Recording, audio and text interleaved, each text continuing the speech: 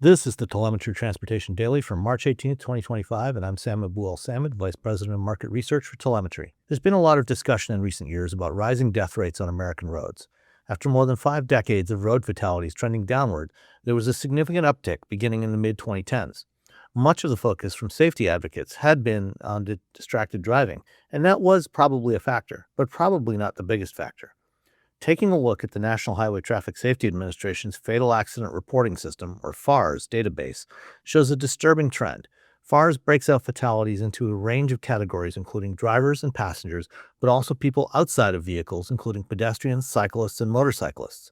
As expected, the number of vehicle occupants that have died in recent years was on a downward trend until ticking up during the first couple of years of the pandemic, when people were driving less but going faster.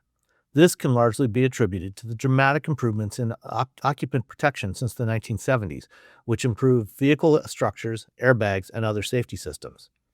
The big change over the 2010s was the number of pedestrians, motorcyclists, and cyclists that died, all of which increased precipitously.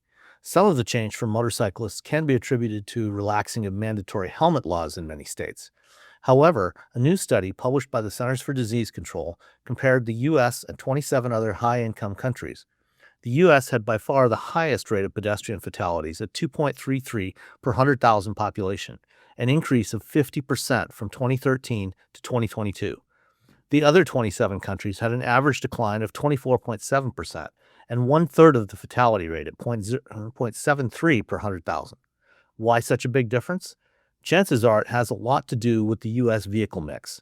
This is the only major country in the world where the highest selling vehicles are full-size trucks and SUVs, and they have been getting progressively larger and taller. While drivers may be able to see way down the road from up there, it's extremely difficult to see what's directly around you in these vehicles.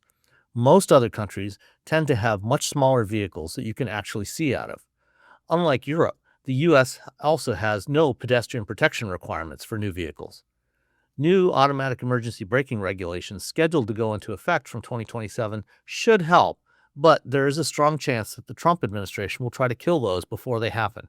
It would also help if Americans transitioned back to more reasonably sized vehicles. Thanks for listening, and I'll be back tomorrow.